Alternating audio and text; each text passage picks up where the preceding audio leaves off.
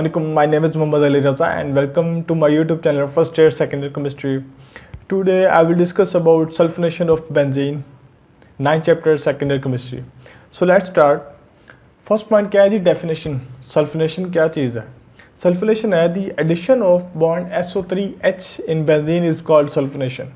मतलब कि SO3H group को बेंजीन में ऐड करवाना उसे कहते हैं सल्फोनेशन. अब जैसा कि मैंने वर्ड यूज़ किया है एडिशन. अब लास्ट वीडियो में मैंने डिस्कस किया था कि किसी चीज़ को ऐड करवाना है तो बेंजीन में से हाइड्रोजन को रिप्लेस करवाना पड़ेगा.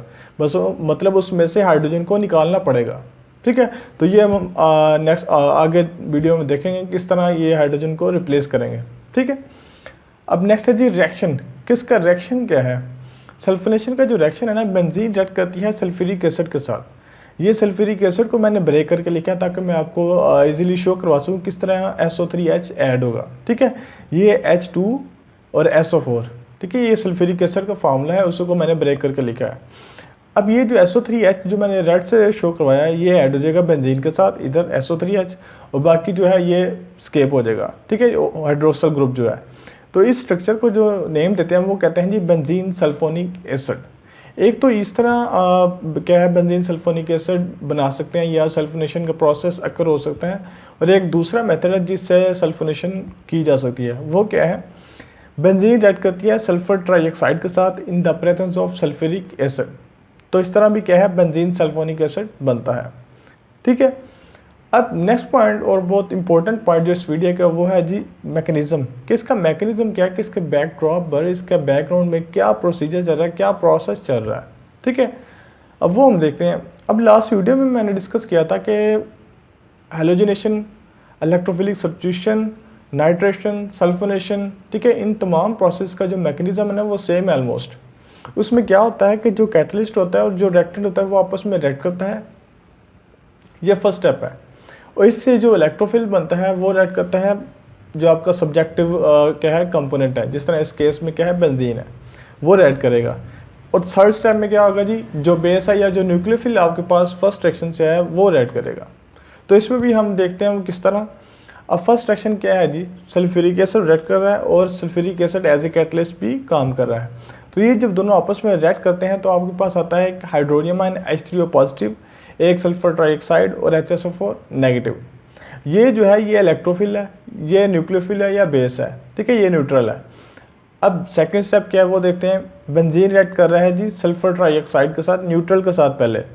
ठीक है, अब ये जो सल्फर ट्राइऑक्साइड है ये इधर से एक हाइड्रोजन ले लेगा क्योंकि सल्फर पॉजिटिव चार्ज है ना, तो इधर से एक इलेक्ट्रॉन ले लेगा ये वाला. ठीक है, इधर से बॉन्ड जो है ख़त्म हो जाएगा, इधर से ये बन जाएगा जी. ये H इसलिए शो करवाया था कि आपको शो करवा सकूँ किस तरह हाइड्रोजन ने रिप्लेस होना, किस तरह ये हाइड्रोजन निकलेगा. ठीक है, और साथ में क्या है ये SO3 अटैच हो गया. सही है.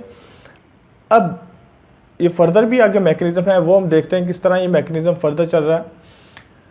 वही जो प्रीवियस स्लाइड में हमने देखा है ये कंपाउंड है. ठीक है, फर्दर रिएक्ट करता है सल्फर HSO4 नेगेटिव के साथ. ये क्या है, बेस है या न्यूक्लियोफिल है.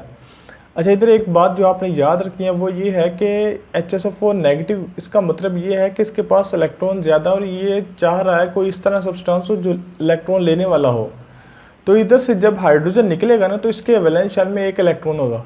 वो चाह रहा होगा कि एक इलेक्ट्रॉन उसे और मिले और वो पेयर बना ले. तो फिर HSO4 नेगेटिव को वो सब्सटेंस मिलेंगे जिसको इलेक्ट्रॉन चाहिए था. तो क्या होगा कि जो हाइड्रोजन है ये HSO4 नेगेटिव के साथ मिलेगा और H2SO4 की फॉर्म में निकल जाएगा. बाकी क्या रह जाएगा, SO3 ये वाला. ठीक है, ये स्ट्रक्चर बाकी रह जाएगी ना. तो हम देखते हैं कि सेकंड स्टेप क्या है. सेकंड स्टेप इसी को फर्दर कैरी करते हैं. ये है जी आपके पास ये सब्सटेंस है, इसी को फर्दर कैरी करना है. अब रिएक्ट करवाना है इलेक्ट्रोफिल के साथ जो आपके पास फर्स्ट रिएक्शन से हासिल हुआ H3O पॉजिटिव. ठीक है, अब इसको मैं इस तरह लिख सकता हूँ H3O पॉजिटिव को H बॉन्ड H2O. ठीक है, अब इसमें से जो हाइड्रोजन है ना वो इसके साथ चला जाएगा SO3 के साथ. ठीक है, क्योंकि बेंजीन सल्फोनेशन क्या है, SO3H बॉन्ड को ऐड करवाना. अब इधर हमारे पास SO3 तो ऐड है, अब H इसमें से हम लेंगे H3O पॉजिटिव से, तो क्या बन जाएगा, फिर हमारा सल्फोनेशन का प्रोसेस कंप्लीट हो जाएगा. ठीक है, तो ये H इधर से इस SO3 के पास जाएगा तो क्या बन जाएगा SO3H, और इधर जो है ये बॉन्ड भी कंप्लीट हो जाएगा और इसको हमने रिंग से शो करवाया गया। तो ये इसका नेम क्या है जी, बेंजीन सल्फोनिक एसिड, और ये जो प्रोसेस है उसे क्या कहते हैं, सल्फोनेशन। तो नेक्स्ट वीडियो में हम देखेंगे जी फ्राइडल क्रॉफ रिएक्शन, और इससे हमने प्रीवियस वीडियो थी उसमें हमने देखा था नाइट्रेशन। इंपॉर्टेंट टॉपिक था, so stay tune and stay happy. Thank you.